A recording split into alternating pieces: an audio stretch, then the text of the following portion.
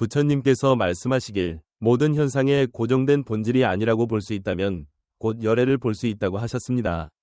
오늘날 많은 사람들이 불법을 배워 실천하려 하지만 진정한 깨달음에 이르는 이는 극히 적은 것 같습니다.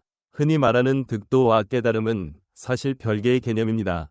득도는 득도이고 깨달음은 깨달음이며 둘은 나뉘어 있습니다. 이때 말하는 도란 자연계의 법칙을 뜻하는데 우리 몸과 말 그리고 마음이 이 법칙에 하나도 어긋남 없이 조화롭게 맞아떨어지는 상태를 득도라고 합니다. 그리고 이 법칙을 깊이 이해한 뒤 자기 내면의 참된 마음을 보는 것을 깨달음이라 합니다. 때로는 우리가 불법에 대해 조금만 배웠어도 스스로 깨달았다고 착각하기도 하고 이미 어느 정도 진리를 이해했으면서도 정작 그 사실을 알아채지 못하기도 합니다. 하지만 세상 모든 일에는 징후가 있고 무언가가 일어나면 반드시 그에 맞는 조짐이 있기 마련입니다. 깨달음을 얻은 뒤에도 여러 가지 다른 특징들이 나타납니다. 불가에서는 진정 깨달음을 얻은 사람에게 흔히 보이는 세 가지 상태를 이야기합니다. 그리고 혹시 이 말씀이 조금이나마 마음에 와닿으신다면 좋아요와 구독을 부탁드립니다. 아미타불. 모든 분들이 마음속에 부처님의 빛이 가득하고 법의 기쁨이 충만하여 수행에 걸림이 없기를 바랍니다. 먼저 무아에 대해 이야기해 보겠습니다. 금강경에는 모든 유의의 법은 꿈이나 환상, 물거품, 그림자 같으며 이슬이나 번갯불과도 같으니 반드시 그렇게 관찰해야 한다. 라는 구절이 있습니다. 이는 세상의 모든 현상은 잠시 나타났다가 사라지는 무상, 덧없음이기 때문에 어느 것도 영원한 본질이 없음을 일깨워줍니다.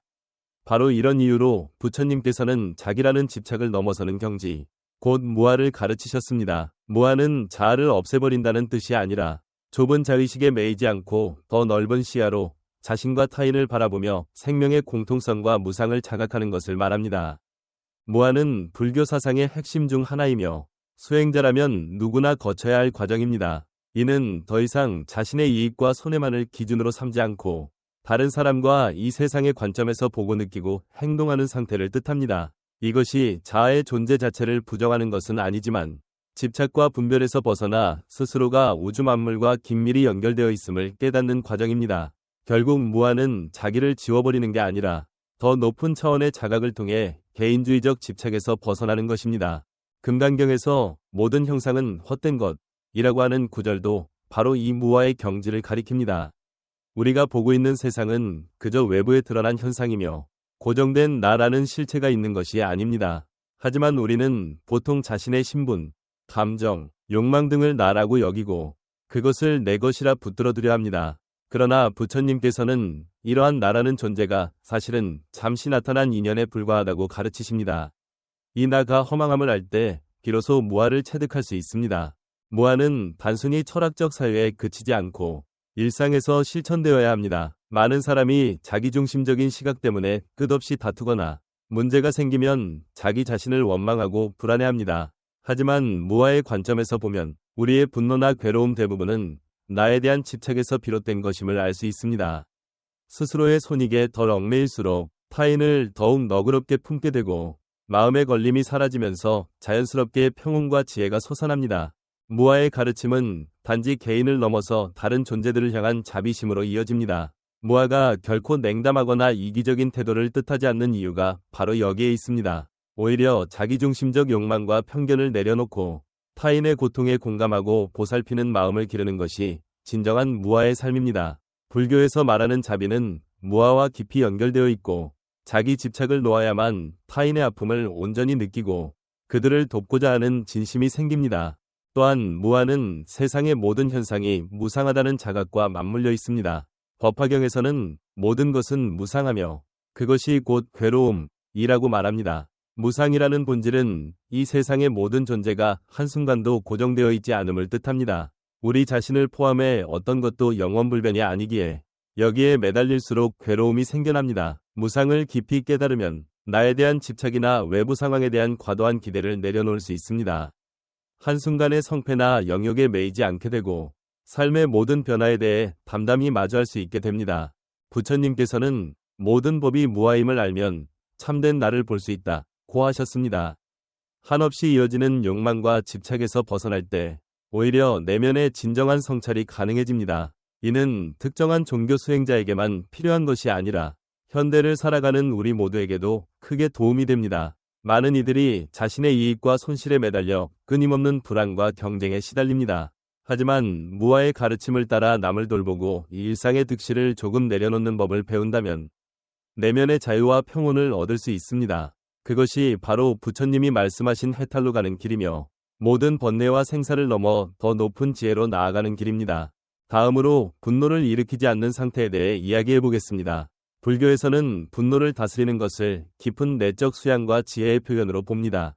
부처님께서는 분노가 일어나는 순간 모든 일이 얽히고 망가진다 고 하셨는데, 이는 분노가 사람의 이성을 마비시켜 잘못된 판단과 행동을 일으키고 결국 고통과 후회를 불러오기 때문입니다.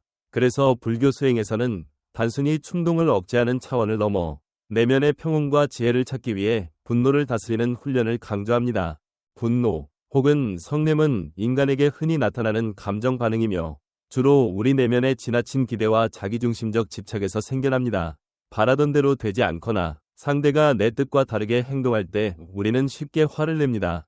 부처님의 가르침은 인과법과 무상의 진리를 이해함으로써 이 분노를 줄이거나 없앨 수 있다고 말합니다.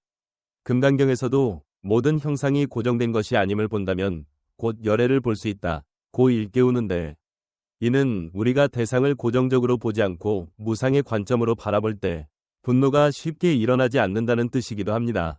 수행자에게 분노를 다스린다는 것은 단순히 욕을 참거나 행동을 억제하는 데 그치지 않고 깊은 정신적 성숙을 의미합니다. 법구경에는 참을 줄 아는 자가 큰 힘을 얻고 또 큰 지혜를 얻는다 고 되어 있습니다.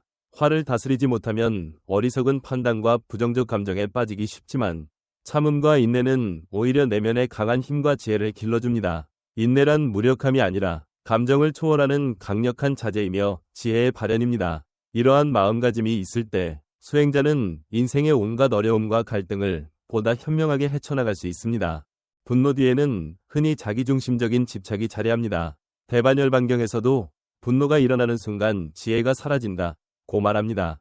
화에 휩싸이면 사태를 정확히 보지 못하고 잘못된 선택으로 스스로를 더 큰 괴로움에 빠뜨립니다. 불교의 수행법에서는 명상과 내적 성찰을 통해 이런 분노가 일어나는 근원을 관찰하고 다스리도록 가르칩니다. 마음이 고요하고 자비로워질 때 우리는 분노가 올라오는 상황에서도 흔들리지 않고 그 순간을 지혜롭게 헤쳐나갈 수 있습니다. 부처님께서는 분노를 피해야 할 이유를 강조하실 뿐 아니라 그 해소법 역시 알려주셨습니다. 가장 먼저 인과법을 깊이 이해하라고 하십니다. 내 감정과 행동 하나하나가 결국 스스로에게 되돌아온다는 이치를 깨달으면 순간적인 분노로 인해 남도 해치고 나도 해치게 되는 악순환을 피할 수 있게 됩니다. 또한 자비심을 기르는 것이 중요하다고 하셨습니다. 보문품에서도 보살의 자비는 중생을 괴로움에서 벗어나게 한다 고 합니다. 우리가 분노에 빠지는 이유는 대체로 자신의 이익이나 감정만을 우선시하고 타인의 고통이나 상황을 놓치기 때문입니다. 내 마음에 타인의 고통을 헤아리는 자비가 자리할 때 분노는 자연히 생겨날 틈이 없습니다. 불교에서 강조하는 사무량심, 자비이사는 다른 이들과 세상을 대하는데 큰 지혜를 줍니다. 자는 다른 존재가 행복해지길 바라는 마음, 비는 다른 이의 아픔을 함께 느끼고 덜어주려는 마음, 휘는 남의 기쁨을 함께 기뻐하는 마음, 사는 사람과 자신을 가르는 분별을 내려놓고 너그럽게 대하는 마음입니다. 이 네 가지 마음을 기르면 내면이 자비로 가득 차게 되고 분노가 쉽게 뿌리내리지 못합니다. 물론 실제 삶에서 다른 이가 나를 무시하거나 해칠 때 바로 화가 치솟는 일이 흔합니다. 그럴 때 부처님의 지혜는 분노에 분노로 대응하지 말고 자비로 화답하라 고 일깨웁니다. 부당함에 직면했을 때 즉각 맞서 싸우기보다 마음을 가라앉히고 더 깊은 관점에서 살펴보라는 것입니다. 이는 상대의 행동을 무조건 용서하라는 의미가 아니라 내 분노를 통제해 스스로를 지키고 더 나아가 상황을 진정한 지혜로 바라보라는 가르침입니다. 이와 같이 분노에 휩싸이지 않을 수 있다면 우리의 내면은 더욱 맑고 평온해져 어떤 어려움과도 마주할 수 있는 힘을 얻게 됩니다. 이어서 공성에 대해 말씀드리겠습니다. 불교의 핵심 교리 중 하나인 공성은 이 세상 모든 것의 참모습을 드러내주는 중요한 개념입니다. 반야바라밀다 신경에서는 색즉시공 공즉시색이라는 짧지만 깊은 말을 통해 우리 눈앞에 펼쳐진 모든 현상, 색, 이 사실은 공, 비어있음, 이며 공이 바로 현상임을 보여줍니다. 여기서 공은 아무것도 없다는 의미가 아니라 고정된 실체가 없는 끊임없는 변화와 연기의 법칙을 말합니다. 공성은 우리의 고유 본질에 대한 인식을 근본적으로 뒤집습니다. 우리는 무언가에 이름을 붙이고 모양을 구분하며 그것이 영원히 그러하다고 생각하는 습관이 있습니다.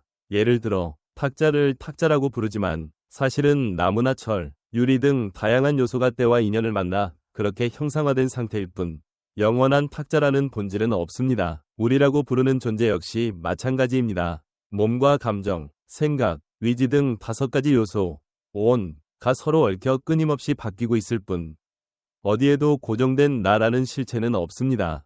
금강경에서는 머무는 바 없이 마음을 내라고 하셨습니다. 이것은 우리가 어떤 대상이나 개념에 집착하는 순간 그 집착이 괴로움과 번뇌의 근원이 된다는 것을 보여줍니다. 우리는 계속해서 영원히 변하지 않는 무언가를 찾으려 하고 그것이 변할 때마다 괴로워합니다. 그러나 공성의 관점으로 보면 모든 변화는 자연스러운 흐름이며 거기에 선악이나 좋고 나쁨 같은 고정된 기준을 붙일 수 없습니다. 결국 삶의 모든 순간을 있는 그대로 받아들이고 지금 이 순간에 충실할 때 마음의 자유를 얻게 됩니다. 공성은 삶이 허무하다는 선언이 아니라 우리를 속박하던 집착에서 벗어나게 해줍니다. 법화경에서도 모든 것은 환상이니 마치 꿈과 같다고 했습니다. 이 말은 우리가 보고 듣는 현실이 아무 의미가 없다는 뜻이 아니라 그 모든 것이 영원불변의 실체가 아니라는 의미입니다. 여기에 집착하면 반드시 실망과 괴로움이 뒤따르지만 이것이 덧없음을 알면 내면의 자유가 생겨납니다. 그 순간부터 바깥 상황에 흔들리지 않고 스스로의 마음을 지켜낼 수 있는 힘을 얻게 됩니다. 물론 공성이라는 개념은 쉽게 이해하기 어렵습니다. 우리는 세상을 분명히 존재하는 사물과 사람들로 가득 차 있다고 여기는 데 익숙합니다. 하지만 불교에서는 모든 것이 서로 의존하고 끊임없이 변하며 독립적으로 존재하는 실체는 없다고 가르칩니다. 이를 연기법이라고 부르는데 우주 만물은 무수한 인연이 합쳐지고 흩어지기를 반복하는 과정일 뿐 한순간도 고정되어 있지 않다는 것입니다. 공성을 깊이 깨달으면 집착과 분별이 사라지고 더 열린 마음으로 세상을 보게 됩니다. 누구나 자기 마음에 일어나는 집착이나 두려움을 어느 정도 덜어낼 수 있고 그럴 때 내면이 맑아지며 더 큰 평온과 행복을 느낄 수 있습니다. 결국 공성은 내가 가진 것을 잃어도 괜찮다. 또 지금의 나 역시 언제든 변할 수 있다는 사실을 자연스럽게 받아들이게 합니다. 그 수용이야말로 참된 자유의 시작입니다. 이와 같이 깨달음을 얻은 뒤에는 무아, 분노를 일으키지 않음, 그리고 공성에 대한 자각이 나타난다고 합니다. 혹시 지금 당장은 이런 상태가 없더라도 조급해할 필요는 없습니다. 깨달음은 단숨에 이루어지는 것이 아니라 서서히 내면이 깨어나고 자기를 넘어서는 과정이기 때문입니다. 득도의 길에서 우리는 몸과 마음을 맑히고 말과 행동을 바르게 하고 지혜를 깊게 하면서 차츰차츰 변해갑니다. 아주 사소한 변화라도 마음을 들여다보며 의식을 깨우는 매 순간이 바로 깨달음의 밑거름이 됩니다. 무아, 분노를 일으키지 않음, 그리고 공성이라는 이 세 가지는 단지 어떤 목표가 아니라 수행자가 거듭 확인하게 되는 징표이자 과정입니다. 이 셋이 늘 우리를 인도하여 더 깊은 깨달음으로 나아가도록 이끌어줍니다.